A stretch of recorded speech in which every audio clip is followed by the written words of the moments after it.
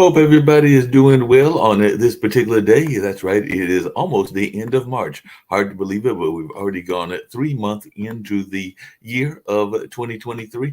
And definitely a lot of folks are paying attention to their health, paying attention to what's going on around the world, and trying to live their best life the best way that they can. And we do know that that is a conversation that a lot of folks go through on a regular basis. And it is one that we are definitely looking forward to having a conversation with our latest guests about, and all in that space. So I do know that there are some people that are trying to figure out where their next big dollar is coming from, or maybe even their next small dollar, because a lot of times folks are just trying to survive any way that they can survive, whether they're living in North Carolina as I am, or whether they're living in that part of Europe that our guest is living at, or whether they're living in India or a number of other parts of the world.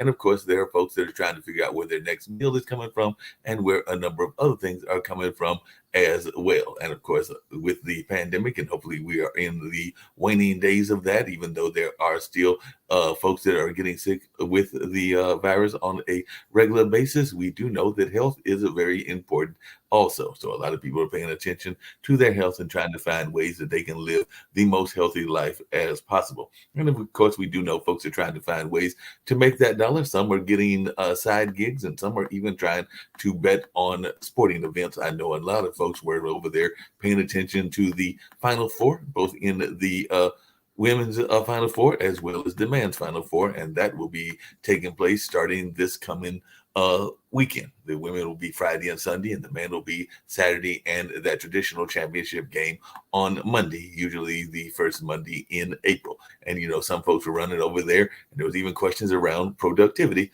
because some folks were doing those brackets. And if you had this Final Four, I need to know what your secret is, and all in that space, because I don't think anybody saw any of these four teams, even though maybe Connecticut might have been one that folks might have had on their radar, but definitely not Florida Atlantic University and San Diego State, and a number of others that have made it in that space. And of course, folks are paying attention to what is going on politically, everything from the war over there in Ukraine to the rising amount of candidates that are saying that they might be possibly running or not running, and all in that space here in the United States. And there are some folks that are speculating that it could be a rematch of the last presidential election. And there are some folks that are possibly glad about that, and there are other folks that are going like, no, we don't need that. A rematch of those that are in the older age range, since I think both of those gentlemen are in their 80s, if I'm remembering correctly, and all in that space. Not saying that we can't have leaders that are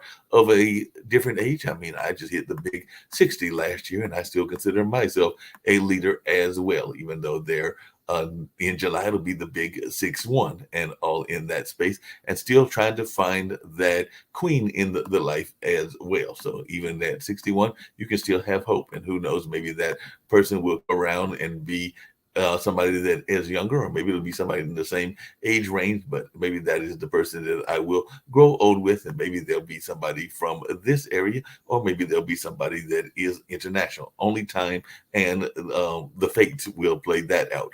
But I'm going to bring in my guest, and I brought up a lot of these things because I know she dealt with a lot of the things that I was referring to, including living your best life, as well as traumas, as well as dealing with burnout. And we do know that burnout can be very real. I know that a lot of folks were glad that they were able to work from home, and definitely we are seeing a lot of folks that are still working remotely from home. We're also seeing a lot of folks that are doing the hybrid job as well, where they're spending part of it in the office and part of it on the computer, telecommuting, and doing things along those lines. So I'm going to learn more about Ola and Ola Bunmi, and some of the things that she was involved in, and whether she was doing that hybrid work, or whether she was having work that was more traditional, and all in that space, because burnout is very real, and we've definitely seen burnout at this particular time as well. And we do have our other guest, Danielle Levy, who will be joining us for this hour and an hour and a half conversation as well. So we're going to be finding out both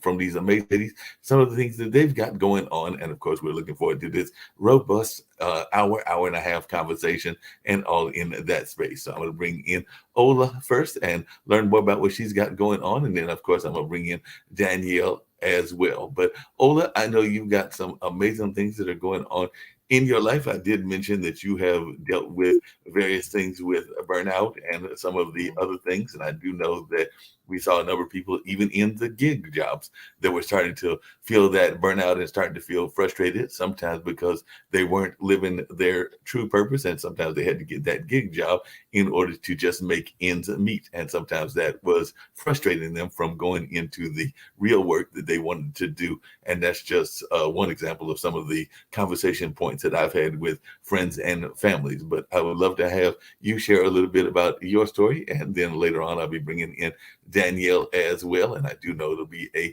fun conversation that we'll be having here at the dinner party, because I always love inviting amazing guests and then finding out their life story and them sharing their life story with our audience. So Thank if you you. could share a little bit about where you are. I know that you're over there in Europe, even though your family is originally from Nigeria, and you definitely Yeah. were earlier talking about some of the travel that you've done. So I'll start with you and definitely hear more of what you've got going on.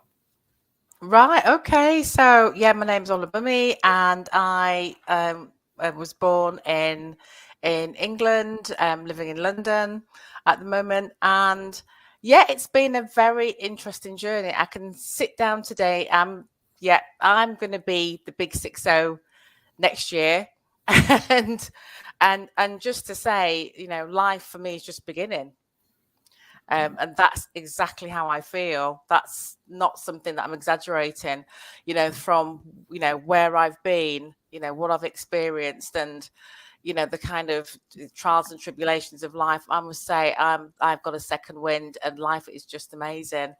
And where I am today is doing the things I love doing, um, from my heart, that's now been able to be a service to people, in a particular area. For instance, I'm a recovery coach for alcohol, food addiction coach as well.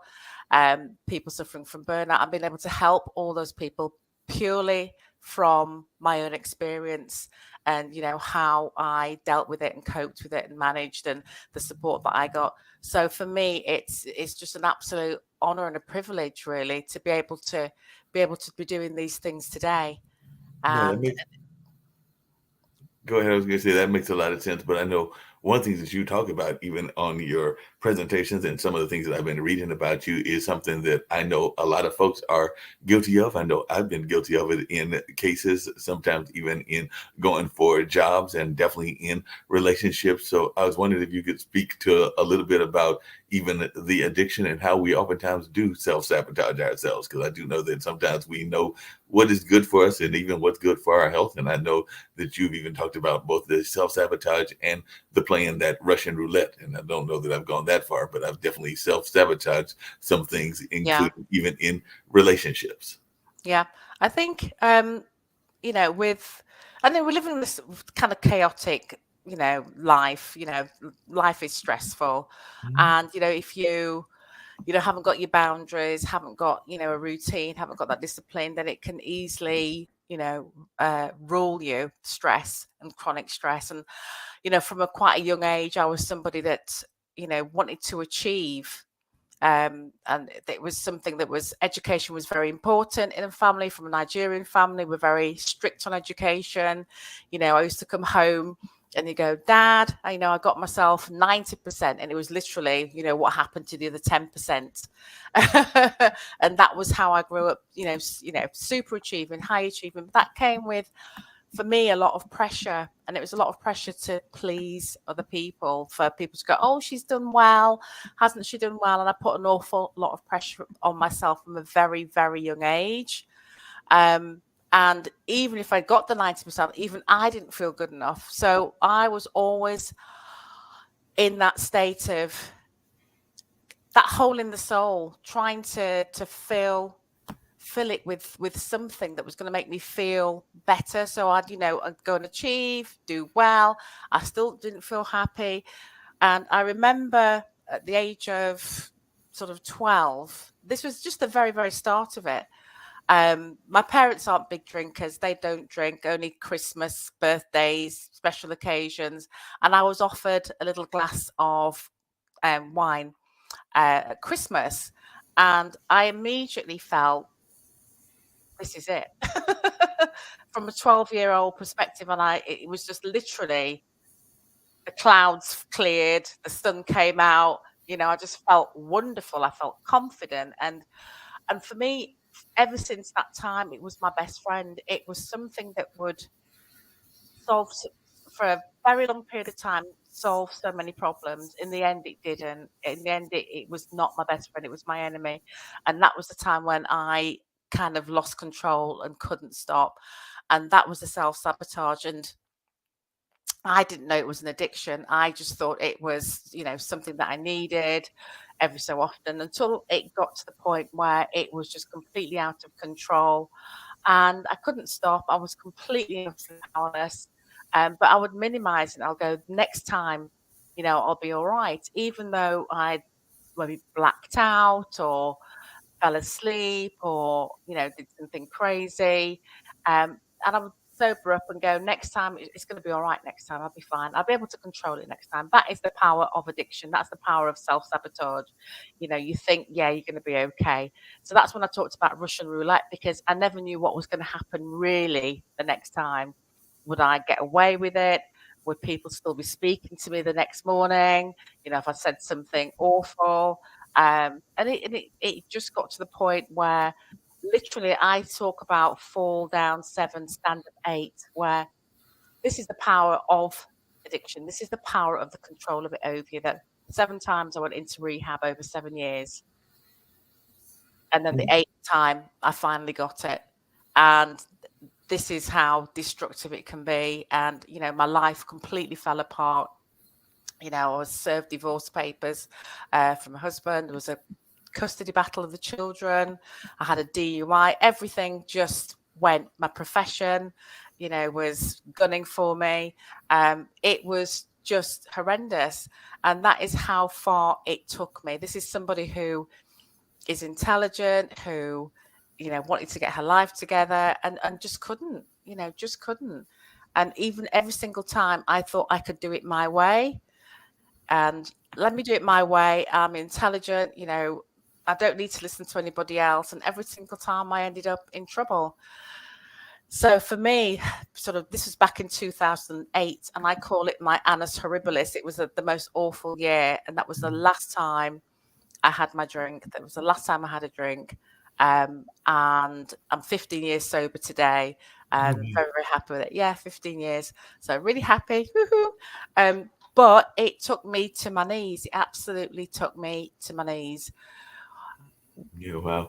And I know one of the other things that you mentioned, and I'm going to bring in Danielle as well, is making those right connections and having those right people in your life and all in that space. And I was just wondering, how important was that to you, and how much did that lead into your own conversation and all in that space? So definitely looking forward to hearing some of Danielle's thoughts around this as well, because definitely I know that some of the things she talks about is having that right connection and making those right connections with folks. So as I bring Danielle in, I was wondering if you could share some of your thoughts as well. Oh, I think that was vital. That was the number one. I always say, stick with the winners, stick with the people who, have got well, stick with the people who, have your back and are real, don't enable you. That is number one important, having your circle of support, having that support system, your buddy system, where you can connect in, every single day. So it's very important to have people who are, I say stick with the winners, stick with people who, are doing very well, and stick with friends who don't enable you and, are real with you, but will support you. Yeah, it's very, very important. And even right to this today, I have my tribe of people who, we have each other's back.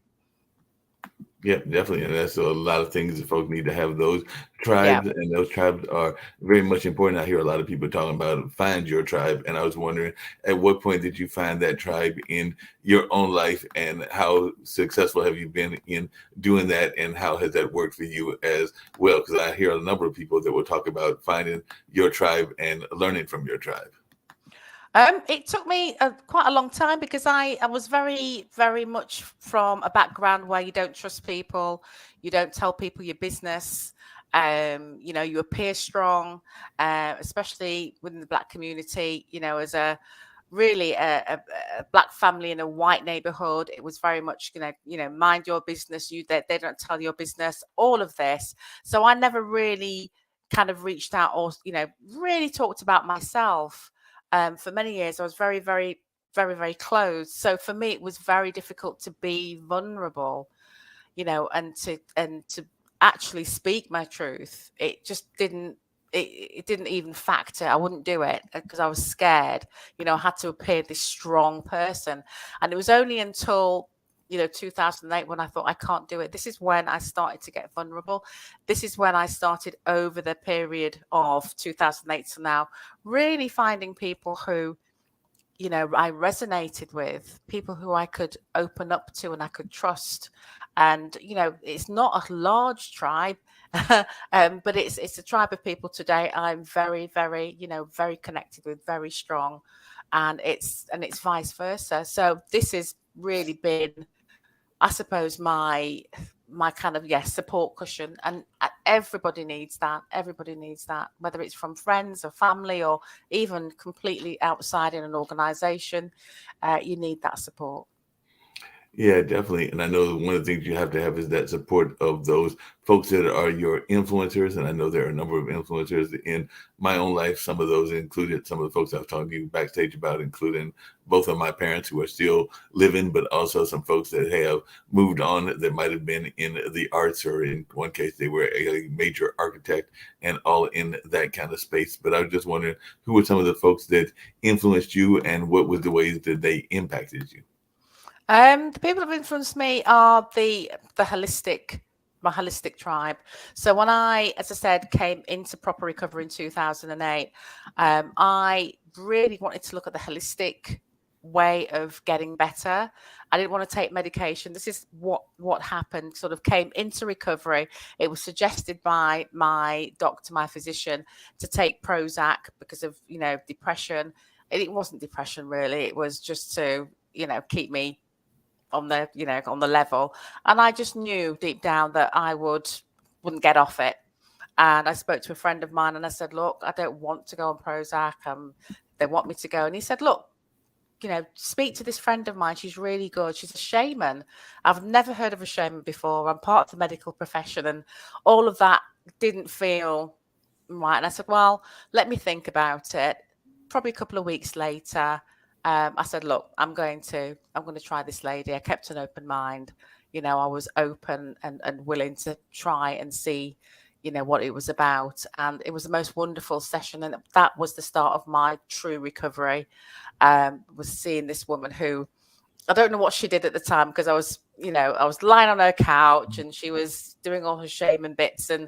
But I walked out of that session feeling, and it was the weirdest feeling, and I'd never felt it before, that whatever happens, and I was going through court DUI, I was going through professional bodies, I was going through divorce, and I walked out of the door feeling, I'm going to be all right. Whatever happens, I'm going to be okay. I feel okay. And that was something I'd never felt before, and it felt wonderful. So I did go back to see Anna. She's friends. We're good friends today. She's part of my tribe.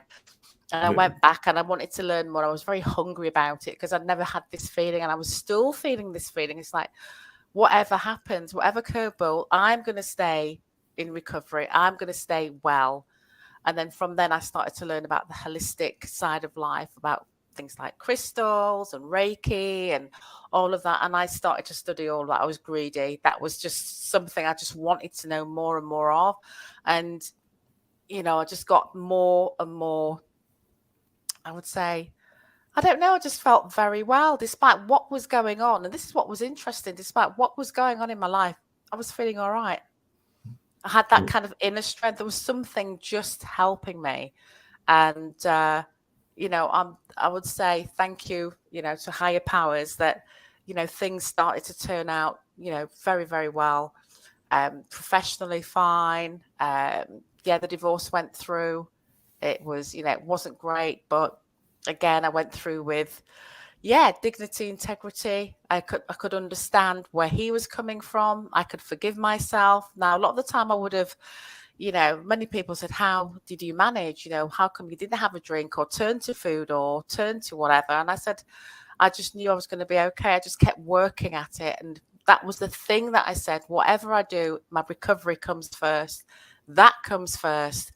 Then let's see what happens. Let the chips fall where they need to fall, but I'm going to be okay. Yeah, that makes a And it lot of was sense. that absolute belief and faith that I'm going to be fine. And it just grew stronger and stronger. And, I developed so many holistic practices for myself, trial and error, certain things. But all in all, I've always said to myself and to my clients, whatever, if you're going to go into recovery, you're going to have to feel really good. This has got to be good. This is worth going into recovery for, feeling joyful, feeling grateful. That's something I practice every day. Gratitude, being able to reach out and help other people.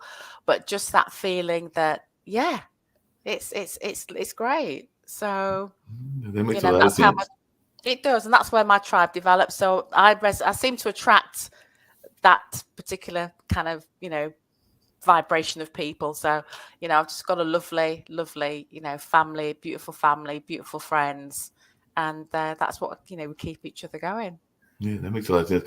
Danielle, I know that you've been listening and everything along those lines, and I know one of the things that you oftentimes talk about is the hustle, and I had mentioned that earlier in the show and everything, the hustle and bustle. And we do know that during the pandemic, a lot of people were hustling and bustling and trying to make ends meet while also trying to deal with what we were going through during the heart of the pandemic and all along those lines. But I was interested when I read that one of the things that you talk about is how hustling can be both a good and a bad thing when we're thinking about that in business. And as I alluded to earlier, I do have some friends that have their big goals of things that they want to be involved in, whether that's things in the art or whether that's things in the business world. But they sometimes find that they have to do the side hustles, and the side hustles can sometimes be a good part of the job, but it can also take you away from your own mission. And I've also had some conversations with some friends that feel that they are living other people's dreams, meaning that they are getting into the dreams and they are hearing other people's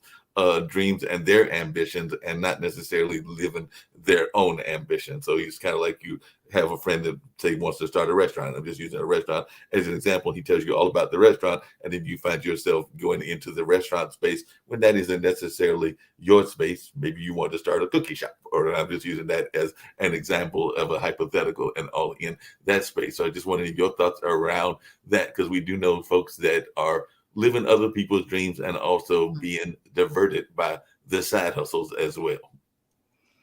Yeah, I think I would agree with everything that you just said about hustling and side hustles. I think there's a certain life circumstance that we're all in that we can't all, just sort of pick up and say, like, I'm going to do this new thing because it's what I'm passionate about. Like, in the reality of life, that may or may not pay the bills, right?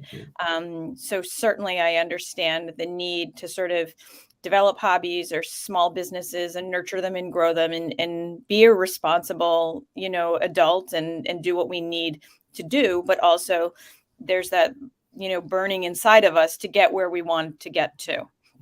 I also, as someone that I am very much someone that believes that it is, the 10,000 steps that gets us somewhere where we need to be, and to continue to be in movement towards that goal.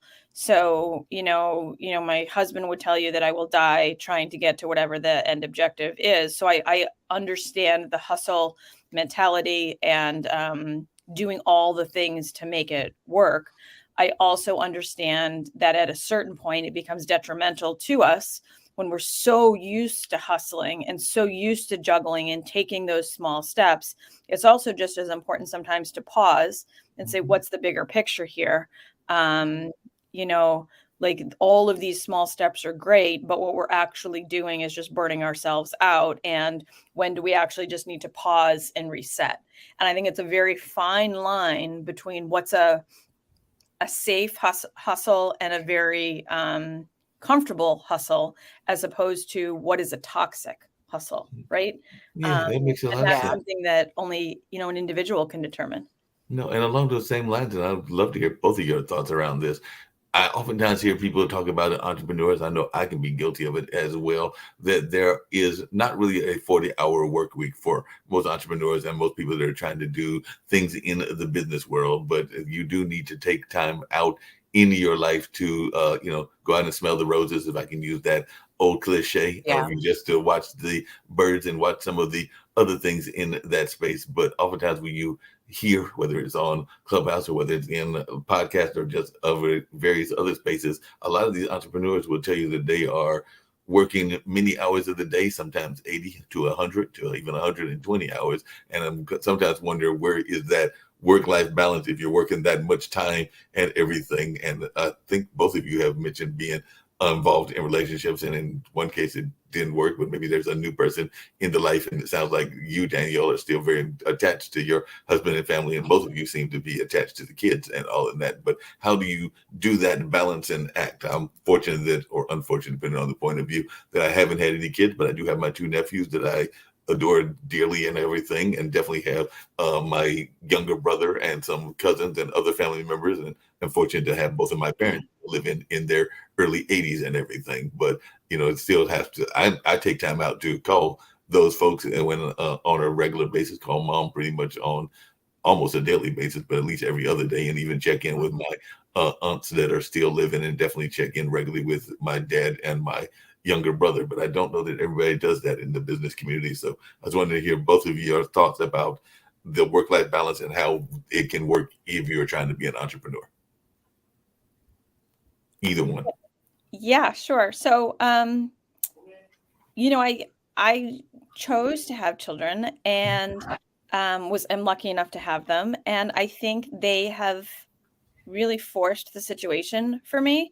There's a fluidity in my life that still, my kids are older, they're high school age, but there's still a certain amount of parenting that happens where, like they're both ice hockey players, right? So it's very common for me to be working on a Friday night, like, and people know, oh, Danielle's boys are at the ice rink again, because like it's Friday night at 6 p.m. and she's, getting in a couple of hours of work, right? Like that's how disciplined I need to be with it. At the same time,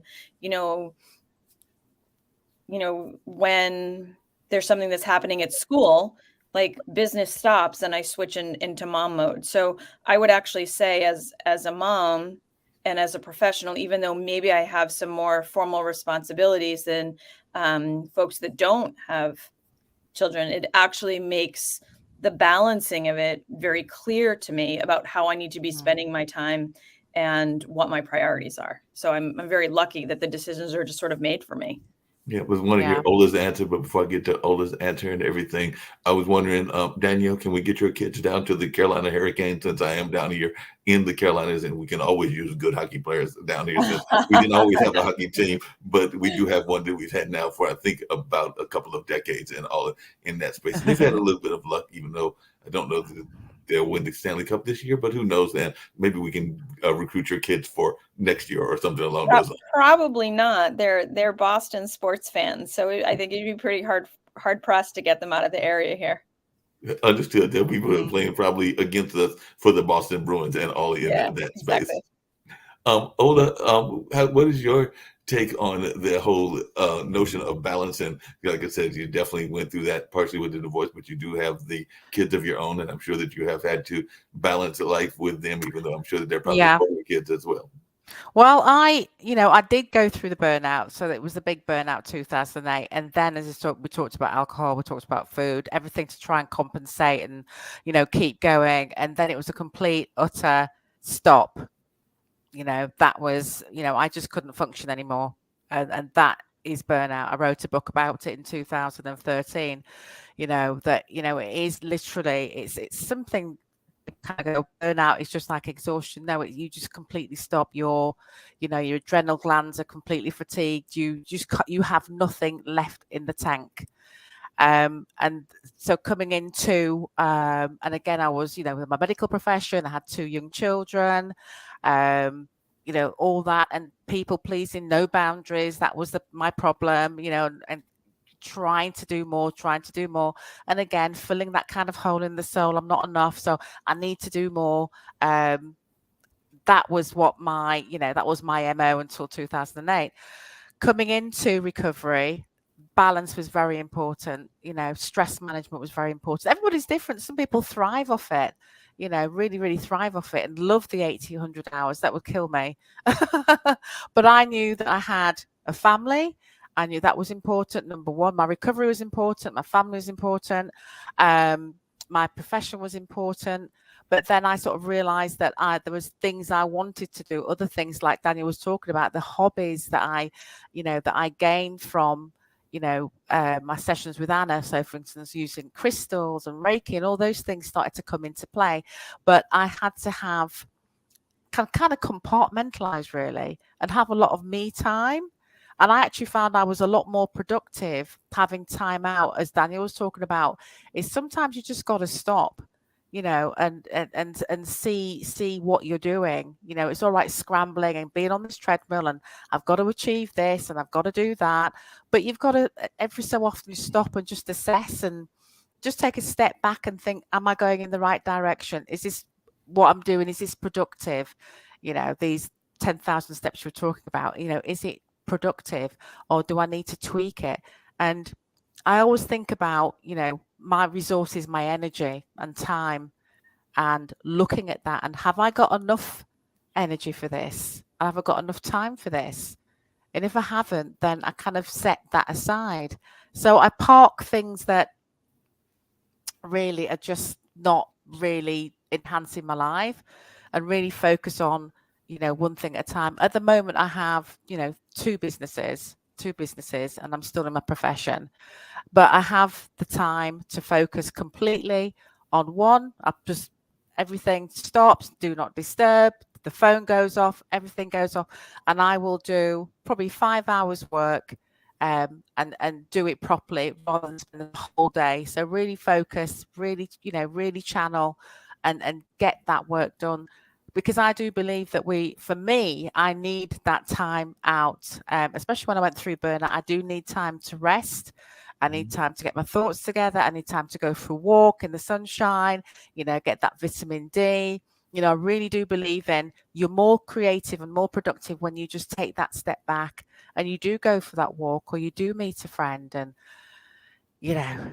that's the way I kind of roll. And for me, it's a lot more productive. But as I said, everybody's different. As Danielle said, everybody's different. But I know that I need to have that balance. So I enjoy everything. And I keep enjoying what I'm doing. Yeah, I enjoy my businesses. I enjoy my boys are at university now. I've sort of got, time to myself in many respects and time to see my friends. Time for everything. If every area of your life is feeling good, then yeah, it's great.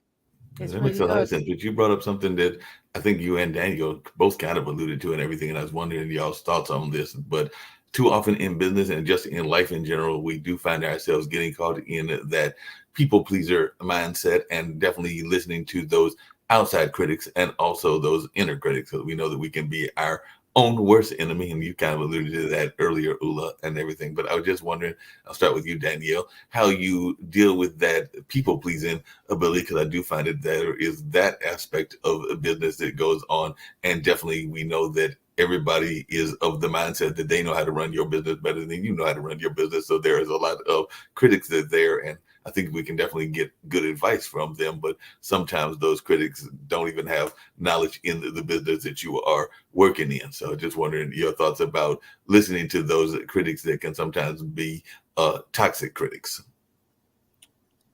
Yeah. If there was a course in school about people pleasing, I would have gotten in an A+ and been in the honors program and everything else.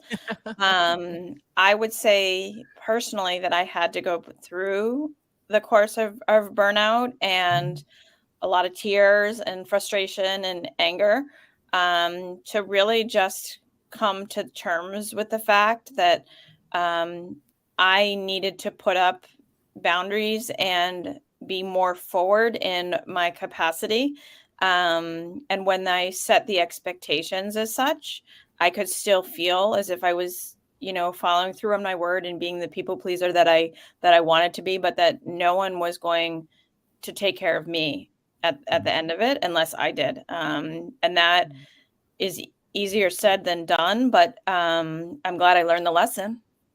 Yeah, and I definitely understand that, and that is a valuable lesson. Definitely want to hear from Ola her thoughts around those, hearing those critics, and sometimes those outside critics can be wonderful and all of that. But as I was looking, particularly at your notes, Daniel, because this question has been lingering on my mind as I was looking at some of the things that are on some of the topics that you deal with and everything. And there's two things that I've got to ask you about, and then we'll get to some of these other topics as well. But you asked a question as to why skyscrapers aren't built with duct tape. And I'm going like, what exactly does she mean by that? And then the other one I know that you talk a lot about is businesses that don't have an ICE plan, which is in the case of emergency plan.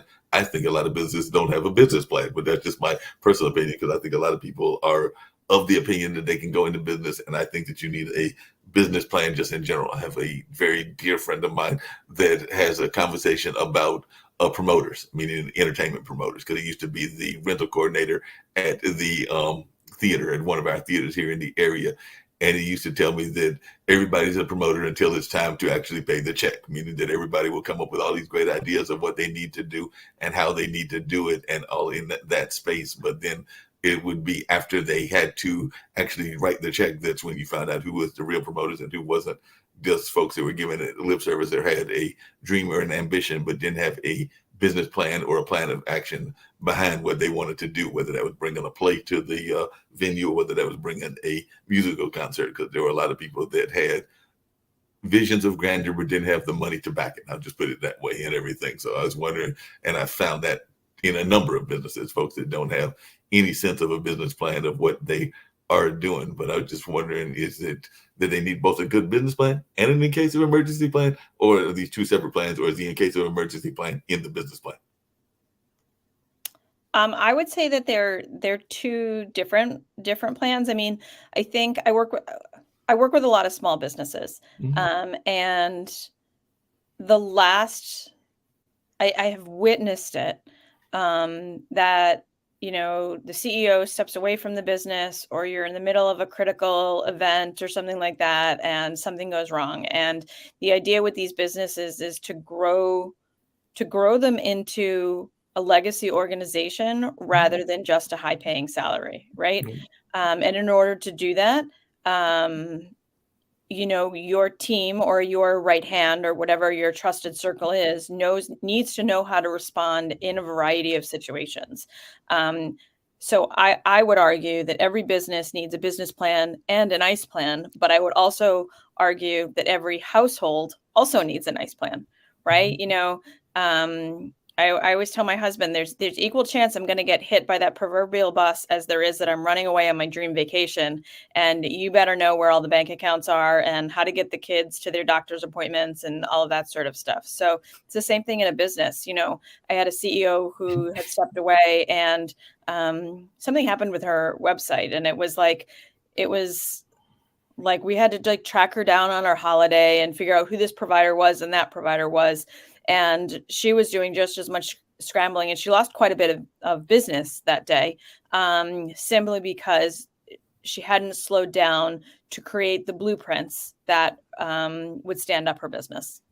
Isn't it harder to create a blueprint these days? Because I know a lot of people in a lot of societies, we've had a lot of shows here on the network, Pride TV, that have talked about it even, that are very much fans of generational education and generational wealth. But I don't know, unfortunately, that enough people are excited about the businesses that their parents are in and everything. So even though we oftentimes say that we want generational wealth and generational businesses, I do know a number of businesses that have failed or that are no longer around because after the person that was the founding person, or maybe one or two generations later, left, then there was the other generations that were coming next. They were like, nah, I don't want to be in the newspaper field. And that's just one example, or don't want to be in the insurance field. And so those businesses have kind of gone by the wayside. Some of it is because of the change of the nature of society, because certain medias and certain things were more popular back then than they were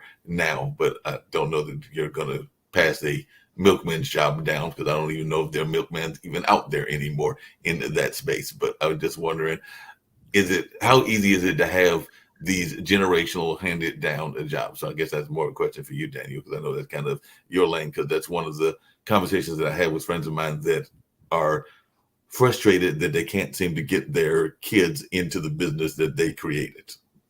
Yeah. So, I mean, I can tell you firsthand that my dad was incredibly disappointed that I didn't want to take over his dental practice, right? Like, I'm not a dentist. I don't want to polish people's teeth. It was devastating to him, but it wasn't going to happen, right? So I think it's more about, I think what you're referring to is legacy planning. Right.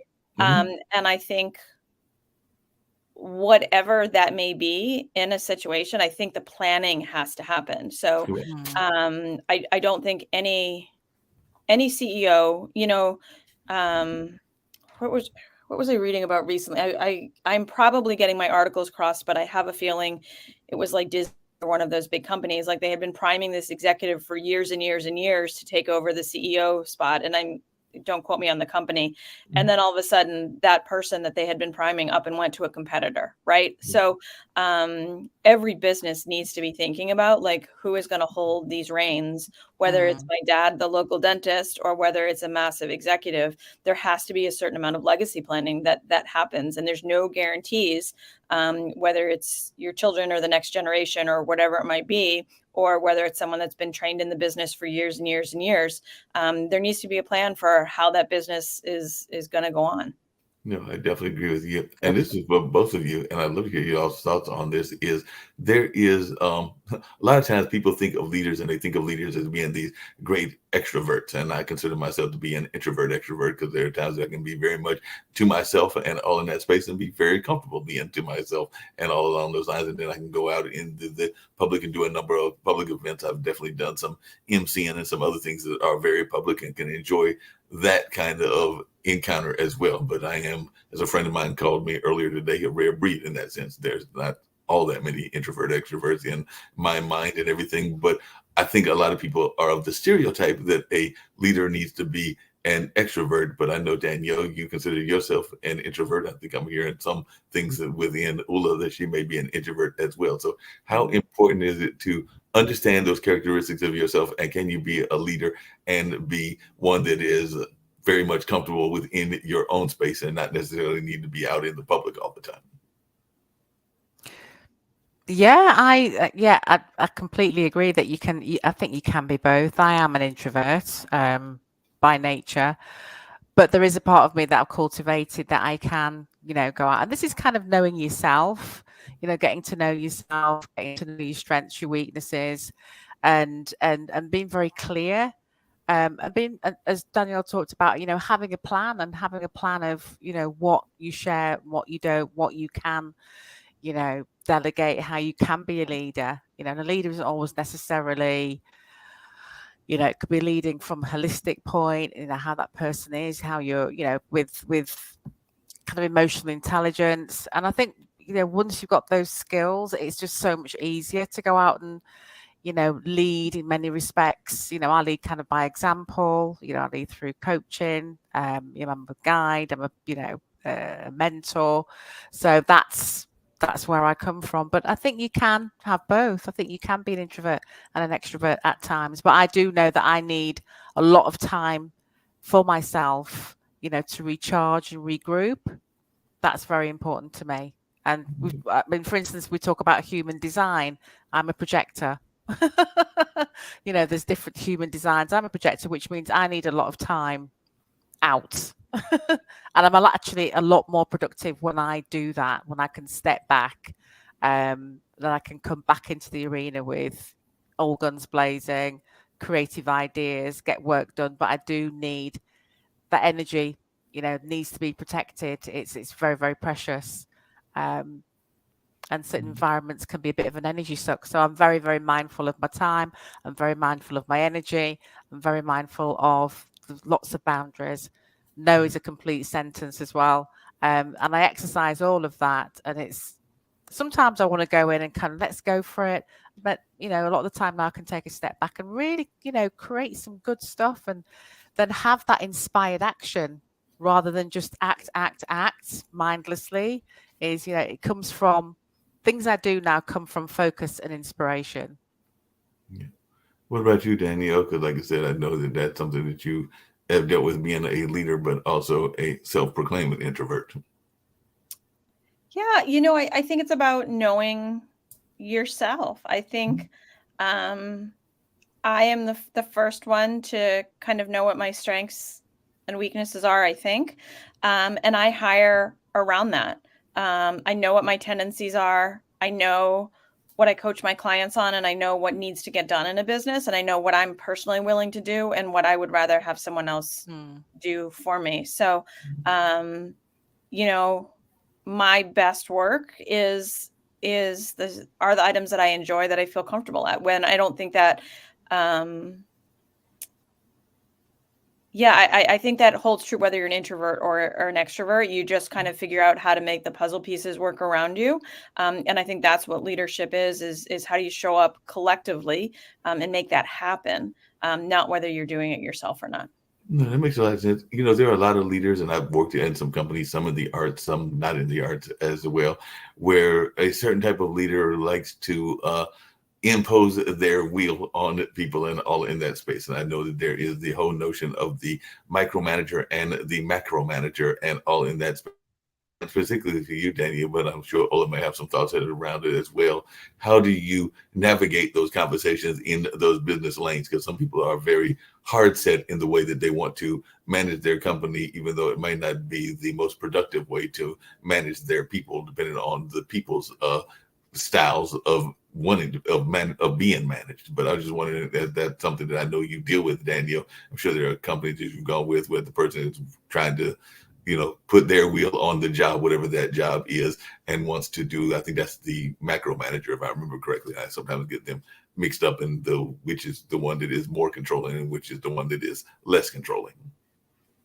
Yeah, it's interesting. So when I think about who my clients are the business. Mm-hmm. My clients are not the person that's physically signing my paycheck. And when I've shifted my mindset to really serving the business and what does the business need, it allows me to have really unemotional conversations about the problems that need to be solved, and asking the hard questions of why does it need to be done this way, or what if we did this, or what if we did the other thing, or why is this your style, or whatever it might be. I am certainly not always right. And I think a company's secret sauce is just that. It's what's made them, hopefully so successful. But at the end of the day, if I'm not meshing with the team that I'm working with, I'm actually okay stepping away, because I know that it's come from a place of integrity rather than a personal opinion about how I would do things personally, if that makes sense.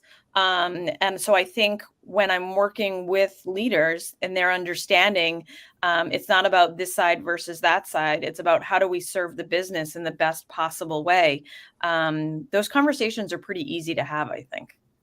If I can change this question, this is definitely for both of you. If you could change something about your job as it is currently, what would that be? So if you could change something about like the everyday way that the job is done, what would you change about your own job? Because a lot of people may get some insights into your own leadership thoughts about that particular question.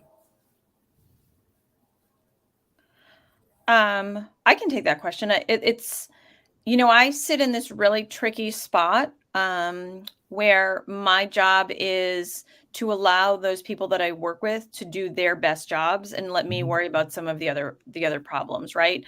I had an emergency call from a client a couple of days ago, and she was just petrified. What had I been doing? What was going on with these projects? Why hadn't she heard from me in 36 hours? Like this, the sky was falling. And I took her through the spreadsheets that I had created and the processes that I had created and the steps that I was taking.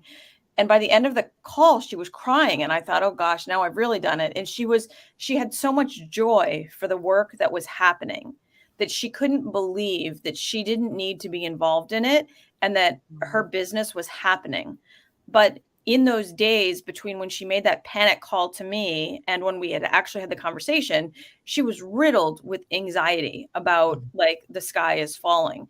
And I appreciate the flexibility that I don't go into an office every day, but I wish there was more transparency, or I could figure out a way to create that transparency to people know that I've got their back and here's what I'm doing. And, you know, if you don't hear from me, it's because I'm doing this stuff instead of communicating that I'm doing the stuff. Right. And so I have always tried to be really mindful of what am I communicating? How is the client feeling? But there always just seems to be that little bit of friction or breakdown in that exists. And I feel like I'm constantly having to challenge how do I make people feel more supported? Because the reason I was smiling and smirking a little bit is there's an expression that exists in a lot of businesses, and I've heard it definitely in some of the consulting work that I have done as well. It's more in media and social media consulting, but in some other kind of even podcasting consulting, and it is the notion that your fire is not necessarily my emergency, because I do think that there are some people that are automatically willing to think that, you know, because it is a problem to them that you are supposed to jump and everything. And it's not always the case, but I don't know if you want to address that or if even Ola wants to take it. But I do know that that is a common thing where people will try to give you anxiety because it is an emergency or a crisis that they are having, and it doesn't necessarily have to be a crisis in what your part of what their job is, because like I said, it might even be a crisis that has nothing to do with the job whatsoever.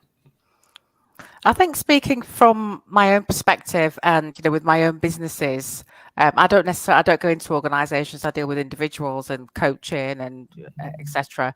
But I liked what Danielle said, which was, you know, being in the business and being on the business. And that was something that I learned from a very, very kind of early stage of my business with a business coach, is that do you want to be in it or on it? And for me, it's being on it, which means having my tribe who have got their superpowers, the stuff that I absolutely have no intention of doing because I'm just not interested, you know, and being able to hone my, you know, my superpower, which is, you know, coaching clients and, you know, doing the holistic work and doing all of that. And for me, that's been the difference between, firefighting and kind of losing sight of stuff.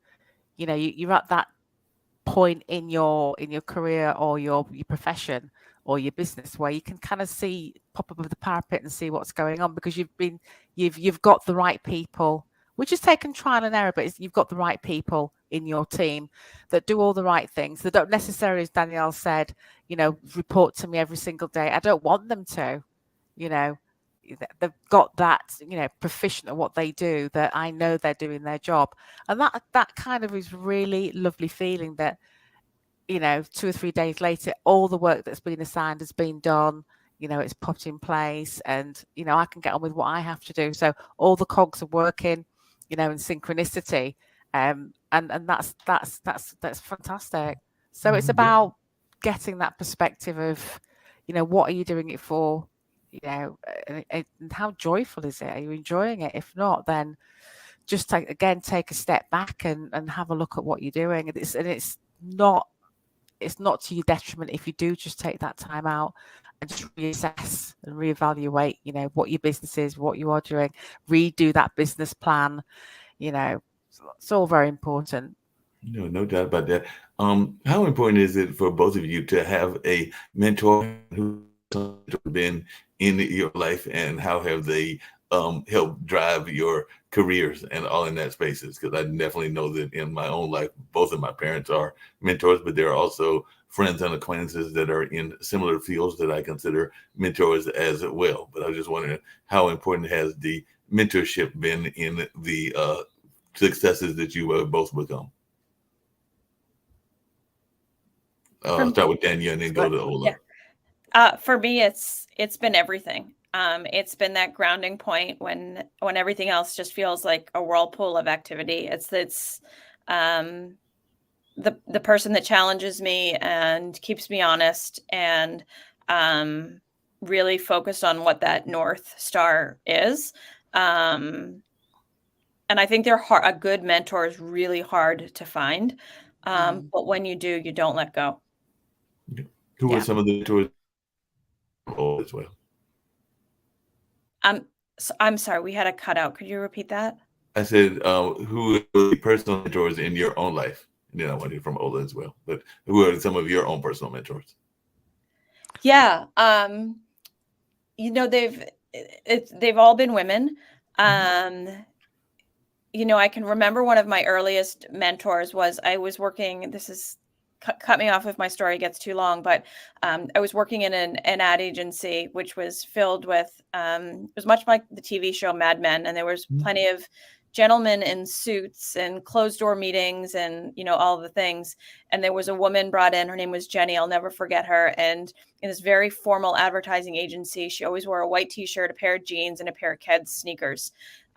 We worked in one of the biggest skyscrapers in Boston, and the elevators were not fast enough for her because of the volume of work that needed to get done. So I remember just running up and down the flights of stairs with her. And then, you know, it was the first time that I saw anyone, never mind that she was, you know, a blonde hair, blue eyed woman, you know, go into executive meetings when there were, you know, things that needed to be signed off on, or, you know, real emergencies, real in the corporate sense, emergencies that needed to be addressed.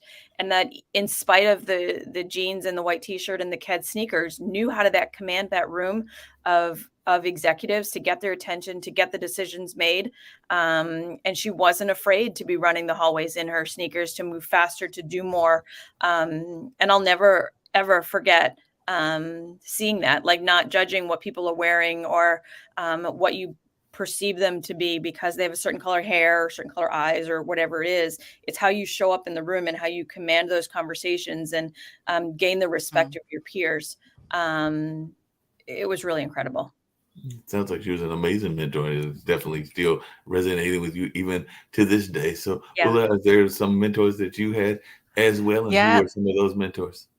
I've had several mentors along the kind of the last few years, but I think for me it was like mindset. I had a mindset coaches, spiritual mentors, you know, because I just believe my business is an extension of me, you know, so all that has to be grounded. So very much more the spiritual side of my business. You know, if my spirit's good, my business is good. You know, we're the energies are the same. So he's really working on the spiritual side of it, the mindset side of it, the belief work, the belief in yourself.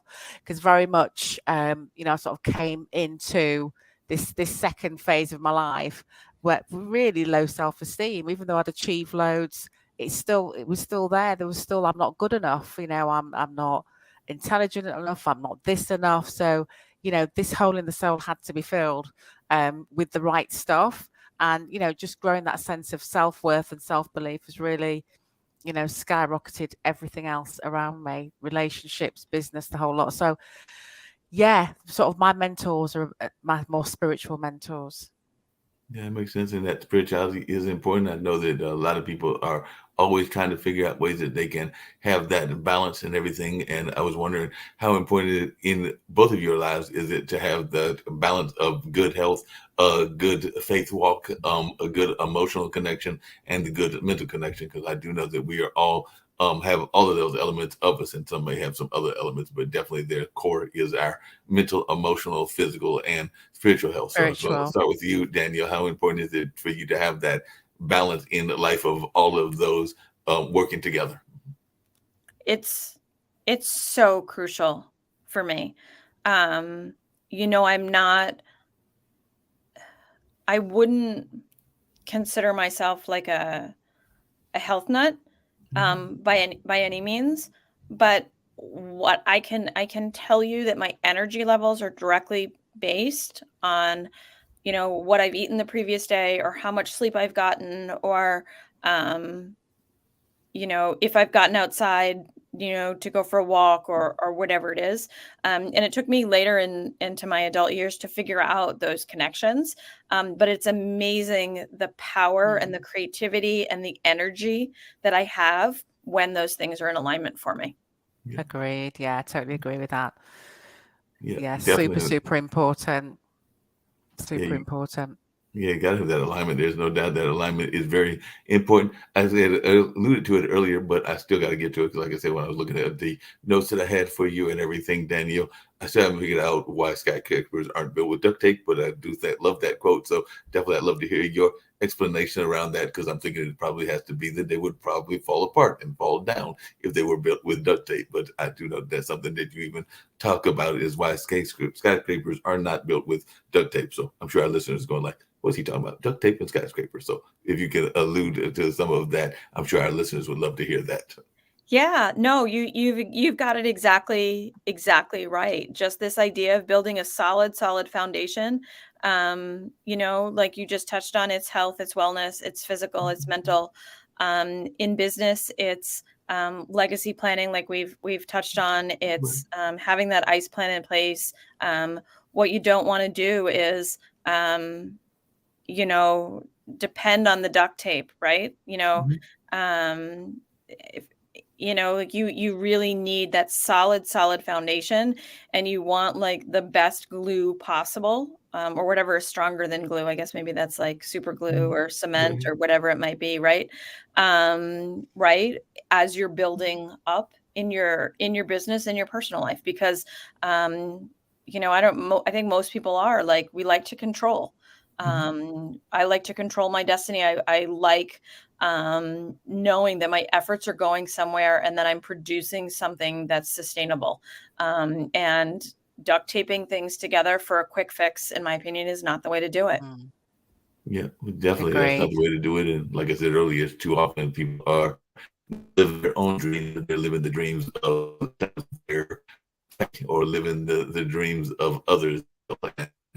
And caught up in that because they will try to tell you that you need to be living their dream, and a lot of times you got to give your own dream. So that's a lesson that I've had to learn and still continue to learn even to this day and everything. But that being said, what are some of the life lessons that you wish you had learned when you were younger, but if you could go back, you would have told that 21-year-old self or even that 50-year-old self that this is what they were facing and everything? Because both of you have had interesting lives and all in that space. So in this case, I'll start with you, Ola, and then hear from you, Danielle. What is something that you would go back and warn your younger self about?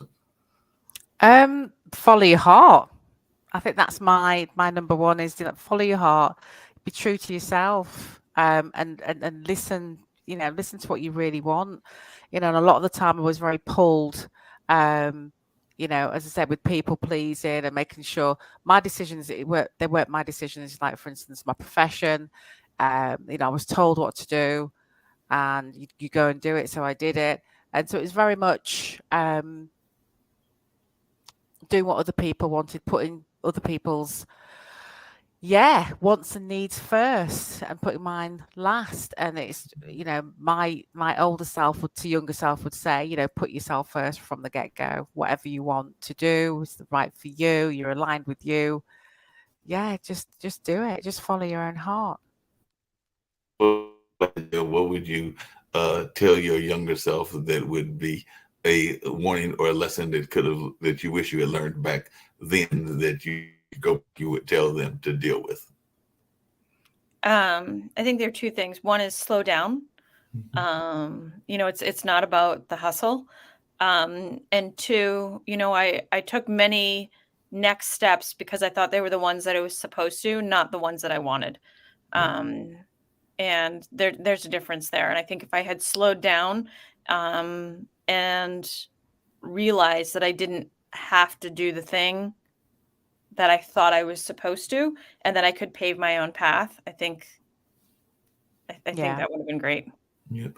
How concerned are both of you? Because it's come up in our news shows, and we have some news shows as well as some of the other interview shows. And both of you are mothers, and I recently read a recent study where a lot of folks are concerned that the world of their kids will not be as good as the world that they lived in, and even the world that their grandparents and great grandparents lived in. So, as mothers and as parents, how concerned are you about what the world will look like, say, 20, 30 years from now? And what are your own thoughts as to what it will look like? Because I know a lot of people are saying we're going from the, um, kind of the industrial age. We went from agricultural to industrial, and some people are saying we're going from industrial to knowledge or technology kind of stuff to this day. And there are some people that are wondering about what that will look like for the job market. So I guess I'll start with you, Danielle, because it's definitely impacting the job market. But I would love to hear from Ola as well. But what do you think of the world will look like, and are you concerned about the future for your kids? I don't think I can't even begin to process what the world will look like. That's much too big and too daunting for me. And that's not ignorance. That's like, what can I control? What can I do? I can't even I can't even process that. What I can say that as a mom is I have every confidence in my children that they will live their best lives that they create for themselves. And, certainly, life is hard. And I experienced that at a very, very young age. And it breaks my heart to think that they will have those heartbreaks as well. I know it's life. I wish it wasn't that way. But I have amazing kids that with whatever they choose to do, it will be great for them. And that's all I can do is focus on supporting them in that way. Okay. That makes a lot of sense. Everything. What about you, Ola? What is your hope for your college age children? And what are you? Yeah, college age. Again, I don't know what's going to happen in the next 20 years, 30 years. We have so many different projections about the environment, about the population. Now there's going to be population decrease, dramatic. This is what we hear now. That there's going to be an older generation with a slowly depleting younger generation looking after the older generation. You're hearing all these things. And I know that over time, over, the centuries, we've always pivoted, we've always survived. We've always had, every single generation will have its woes. Everyone in my generation, our generation has had its woes. My parents' generation has had its woes. That's life. And it's living life on life's terms. But I know that I've prepared my children, my boys, the best way possible. And they really are a generation of, they're more free-flowing thinkers. They're not the kind of your 9 to 5 going to work 9 to 5 generation. They're your entrepreneurs. They're the digital nomads. My boys are kind of, one's in Madrid at the moment, hanging out for a month with his university pal, and he's got his own business. They are very, very fluid. They're creators as well as survivors. They see what's going on, and they know they have to pivot, and they switch, and they're a lot more free thinking, a lot more relaxed. Hey, mom, just relax. It's not that deep. I always hear. So it's just a different generation, and I don't know. I think whatever. As I said to you early on, when I came into recovery, I just knew everything was going to be okay. Not because there was no curveballs, flying at me. I just knew it was going to be okay. And my boys seem to always have that sense as well. Everything's going to be okay. Whatever happens, it's going to be fine. So I don't see it as doom and gloom as such the next 20, 30 years. I don't feel it's going to be. I think there's going to be a lot of, I think things are going to get worse before they get better. It's like kind of pricking a boil, lancing a boil. This is what's happening at the moment. But I'm just hoping optimistically 20 to 30 years a lot of things will be faced and sorted, and humanity will come to its senses to a certain extent. Yeah, that's definitely the hope and everything. Because we get ready to wind down, and I've thoroughly enjoyed this conversation. I hope you all have as well. One of the things I was curious about is, what do you consider some of your strongest drawbacks or your strongest failures, and what did you learn from those? So I'll start with you, Ola, but I'd also love to hear from Daniel as well, something that is a failure that you learned from, and what did you learn? The failures that I learned from was doing things despite my best judgment. Yeah. And again, listening to others and doing something despite my best judgment. And that's where the failures came, wasn't listening to myself. What was the other question? What you learned from that experience, but yes, that was the lesson. That was it. Yeah. That was it. Yeah. That makes sense. What about yourself, Danielle? What do you consider one of your biggest failures, and what did you learn from that experience? I don't think I've really had any failures. And what I mean by that, it's not that everything has always gone perfectly, but there's nothing that's ever happened in a way that I wish it hadn't, that I haven't learned something from. Like I've become more confident in my decision making, what's more important to me, as I make decisions the next time. Again, it's not that everything's been perfect, but every single thing that's been thrown at me, like there's always that lesson. And I don't know, I just feel like I keep just picking up these bits of knowledge as I go and try not to step into the same trap twice. Yeah.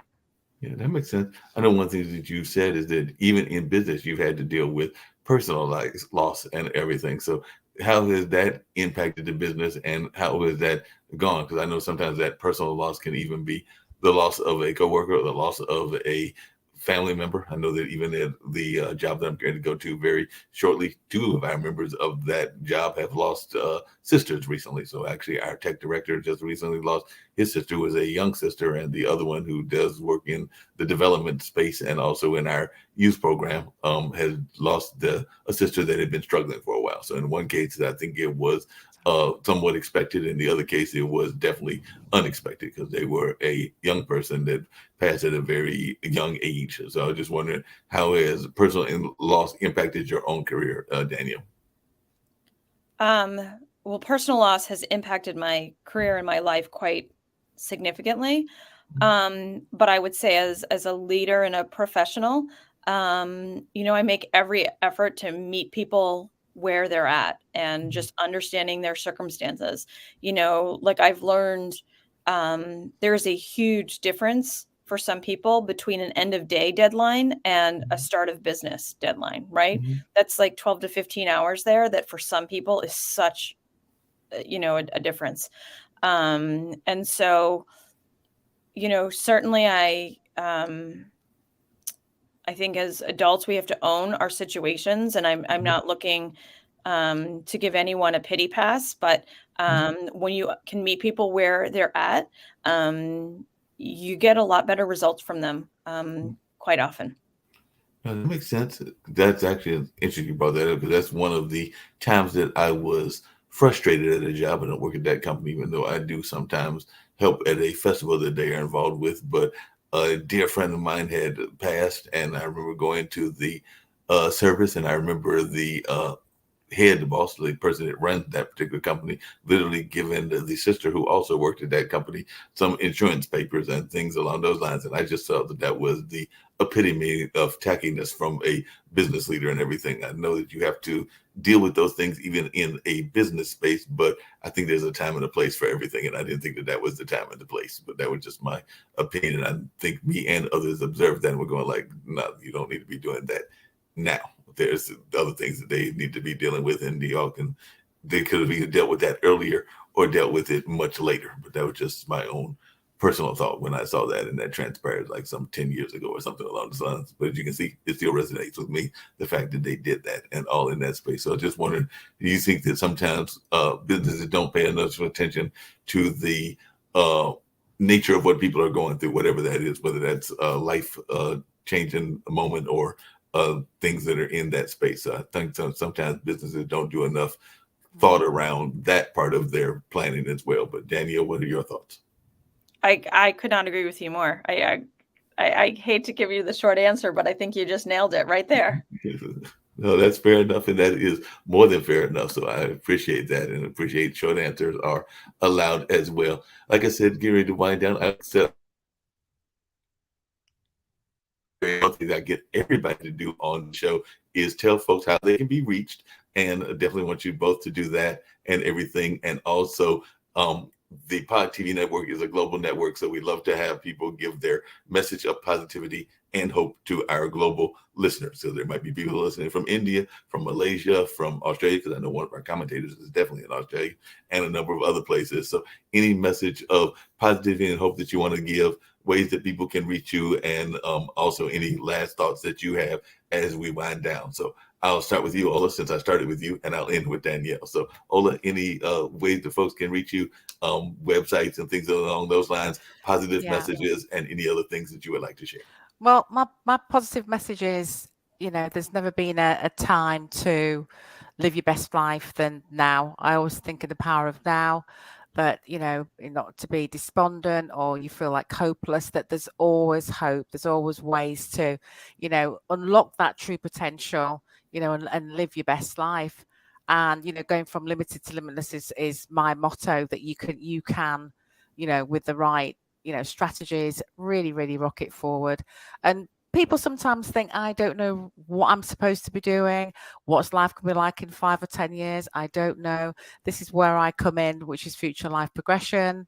And it's a pioneering sort of dynamic tool, which helps you kind of discover, where you're going to be, in your future, the best possible future you. And we don't take enough time sometimes to kind of really vision for ourselves, really, big visions for ourselves, and bring it back to present. And a lot of the time we're kind of stuck in the day to day, and opening up that vision, I think, is very, very powerful. And if you want to contact me and for further information, it's www.yourfuturelife.co.uk, and you can message me and contact me through the website. But I think it's now is a time, it's a powerful year to look beyond what is going on in the outside world and really start to crystallize what you want for yourself. It makes a lot of sense. Danielle, ways that you can be reached, any messages of positivity and hope that you want to give to folks as well, and definitely any other thoughts that you have about business and other folks that may reach you, and any other messages that you would like to share with our audience as well. Yeah, sure. So I can be found online at danielleclevy.com. I do my best to return every message. I welcome to hear from folks. And I think the message that I would give people is just to know their North Star, know that it won't be a direct line to get there, but just to stay in motion, big steps, small steps, whatever it takes, you'll get there. No doubt. Definitely appreciate both of you. And like I said, I'm going to give a message of a friend of a friend that actually talks about the notion of mentors. It's almost like a poetic kind of message that they give to get us on out of here, because there's a gentleman that does a poetic message about the importance of coaching and the importance of mentors and all along those lines. So I do hope to see both of you back on future editions of the Online Dinner Party, as well as some of the other shows that Pod TV does also. So I thoroughly enjoyed our conversation and hope that y'all have enjoyed it as well. Thank you, Mark. Thanks for having me on the show. Yeah, no thank problem. you. No problem at all. The difference between thinking and doing and living in the 21st century. They teach us about being a real quarterback-oriented games. We don't have to just use video games and live in the shadows of good things because of them. We grow up with agility far larger and bigger than we are tall. Parents are the champions and have to be our first life coaches and know-it-alls. Who knows how this came to be? Coaches will ask you if you know your right foot from your left, if you know yourself, if you act knowingly good or bad, if you can move and negotiate a field with style and form, if you can tackle or throw a pass, or if your last name is that of a clown. If you can let someone know on the team that you are in trouble before you cause yourself or someone else trouble. If you are ready to learn teamwork or aware that you started out today with your pants down or Your sportsmanship was left on the kitchen table. If you know the social studies, the alphabets, science, music, characters, and the stats and the numbers of a great student player eligible to stay on the team, and if you know the poise of great athletic champions and their scientific attitudes that are historical or music to us now, if you have the swag of the game, the discipline, the performance, and artistic form down pat, and if you have the style of gymnastics that the sport has with life, if you have the work ethic and determination to make it all seem easy and not a game at all, if you have the knowledge of all the above, or you don't know things like this even make the difference, I think that when it comes to the importance of parents and their field and self-knowledge, wisdom, virtues, and courage, their teachings, love, respect, care that they illustrate on the field and in the grind of life with their actions and their ideas, experiences, muscle, and strategic magic and skills wrapped around us with their priceless love. For their verbs to be that make us winners in this hard and fast third century that without them, kids and adults, athletes could hardly see or do anything at all. Parents teach us the difference between playing video games and playing on the field. Parents teach us how to be champions. A huge hug should go to parents, coaches, and parent-like community people who have love on the field for you and who are champions for your life, both in and out the games.